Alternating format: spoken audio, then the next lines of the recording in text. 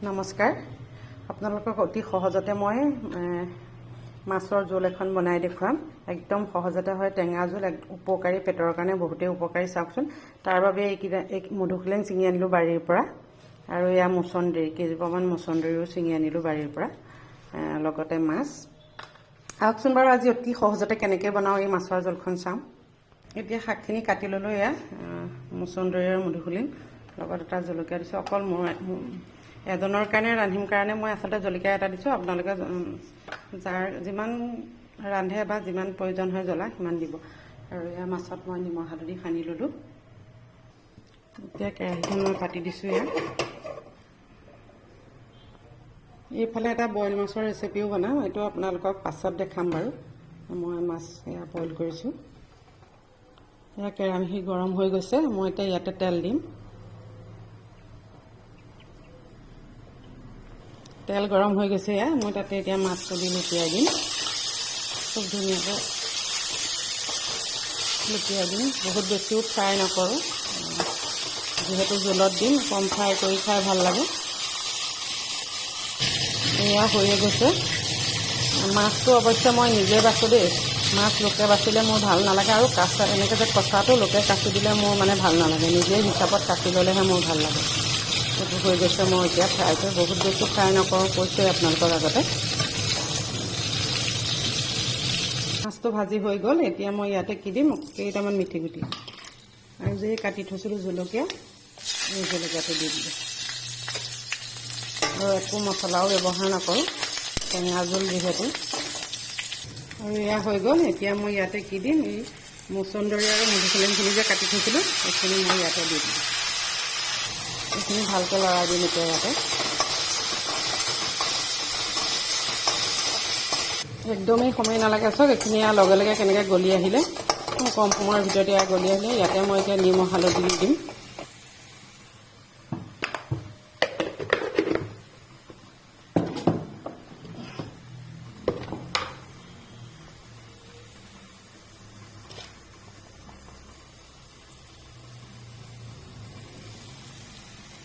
এয়া মই হালধি দিলোঁ এয়া নিমখ হালধি দি দিলোঁ চাওক একেবাৰে নাইকিয়া হৈ গ'ল দেখিছে পটককৈ একদম সোনকালে আৰু এতিয়া ইয়াতে অকণমান গৰম পানী দি দিম আৰু ইয়াতে অকণমান গৰম পানী দি দিছোঁ এতিয়া এইখন মই ধুনীয়াকৈ মিলাই দিলোঁ হেতাখনে লৰাই পেলাই তাৰপিছতে আৰু যিমানটো জোখত বা যিমানখিনি জোল বনাম সিমানখিনি মতে পানী দি পেলাই উতল আহিবলৈ দিম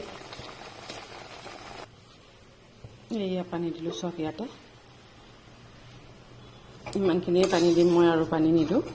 অকণমান উতলিবলৈ দিছোঁ তাৰপিছতে ইয়াতে মাছ দি দিম আৰু মাছ দিয়াৰ পিছত আৰু উতল আহিব আৰু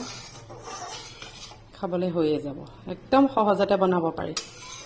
মধুসোলেং আৰু মাছৰ জোল লগত মই কেইটামান মছন্দৰী পাতটো দি দিছোঁ এয়া উতলিলে উতল আহিলে ভালকৈ ইয়াতে মই এতিয়া মাছ দি দিম তাৰপিছত আৰু এটা উতল আহিবলৈ দিম এইখিনি উতলি থাকোঁতেই দুটামান জলকীয়া মই দি দিছোঁ গোন্ধটো খুব ধুনীয়া আহে তেতিয়া গোটাকৈ দিছোঁ এইকেইটা ভাঙি নিদিওঁ কাৰণ জ্বলা বেছি হ'ব এয়া উতলি থাকোঁতেই মই দি দিছোঁ গোটাকৈ হৈয়ে গৈছে অতি সহজতে বনাব পাৰি কম সময়ৰ ভিতৰত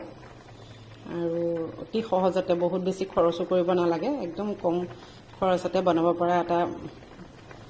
মাছৰ জোল এখন আৰু খাবলৈও খুব ধুনীয়া আৰু সুস্বাদু লগতে উপকাৰীও হয় পেটৰ কাৰণে কাৰণ মধুসোলেং আৰু মছন্দৰী এইবিলাক উপকাৰীয়ে হয় ঘৰতে হোৱা যিহেতু বনাই খাবচোন খায়ে বাৰু বহুতেই এদেই বনায় তথাপিতো মই মানে চবেই টেঙা জোলবোৰ অকণমান বেলেগ বেলেগ ধৰণে দি থাকে গতিকে ময়ো একদম সহজ গাঁৱলীয়া উপায়েৰে বনোৱা আমাৰ আগতে আইতাহঁতে বা মাহঁতে বনোৱা এটা ধৰণে মই এইখন বনাই দেখুৱাইছোঁ আপোনালোকেও খাই চাবচোন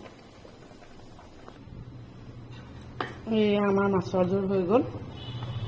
এতিয়া আমি ইয়াতে কেইটামান ধনিয়া পাত দি দিম ধনিয়া পাতকেইটা অপশ্যনেল হয় দিবও পাৰে নিদিবও পাৰে মই কাৰণ বাৰীতে কেইজোপামান হৈছিলে ছিঙি আনিলোঁ আৰু হাতেৰে ছিঙি পেলাই এনেকৈ দি দিছোঁ কাটি দিয়া নাই দেই হাতেৰে ছিঙিহে দি দিছোঁ ওপৰতে যিহেতু